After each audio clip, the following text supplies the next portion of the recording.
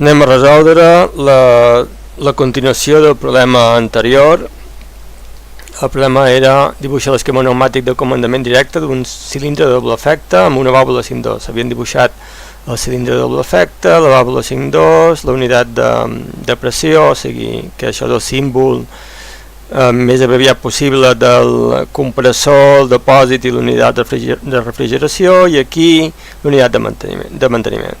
Amb el filtre, el manòmetre i el sistema de lubricació. Havíem vist que això era la posició, o sigui, això era com hauríem de dibuixar l'esquema.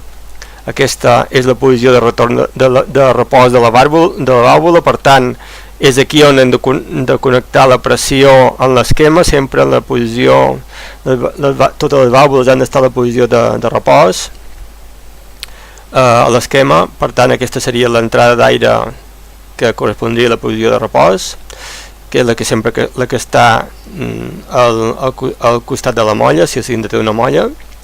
Aquí entraria l'aire, per tant el cilindre quedaria en aquesta posició, perquè aquí entra l'aire a pressió i per aquí surt. Bé, anem a veure que després l'altra posició era quan pitjàvem el pulsador manual.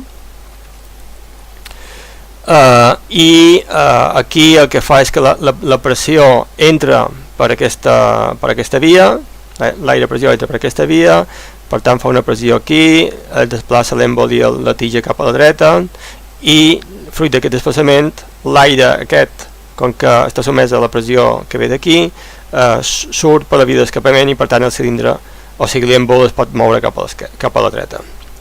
I ara anem a veure, clar, perquè amb aquesta posició seria la posició que estaria tornant, no? I si ens fixem, aquí seria la posició que una vegada que nosaltres deixéssim de pitjar això, tornaria a la posició anterior i sortiria l'aire. Quan sortim a la posició anterior, sortiria l'aire per aquí. Clar, si aquest aire, si nosaltres podem limitar aquesta sortida d'aire, com pot sortir,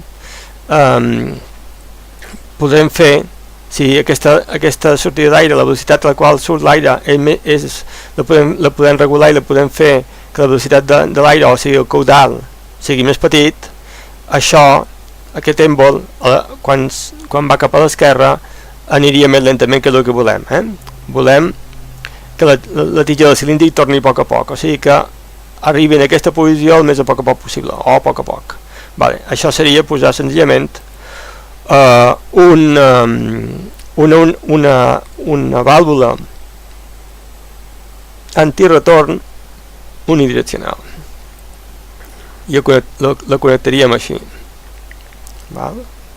Fixeu-vos que això és, o sigui, aquí entraria l'aire i per aquí hauria de sortir. I què passaria amb aquesta vàlvula? Quan l'aire surt, només pot sortir per aquesta posició, perquè aquesta estaria bloquejada. Per tant, aquí nosaltres podríem regular, això és la part reguladora d'aquesta vàlvula, nosaltres podríem regular la velocitat a la qual l'aire pot escapar d'aquest compartiment. Per tant, la velocitat a la qual aquest èmbol es pot desplaçar cap a l'esquerra. L'aire sortiria per aquí i sortiria a l'atmosfera. Bé, i això és tot.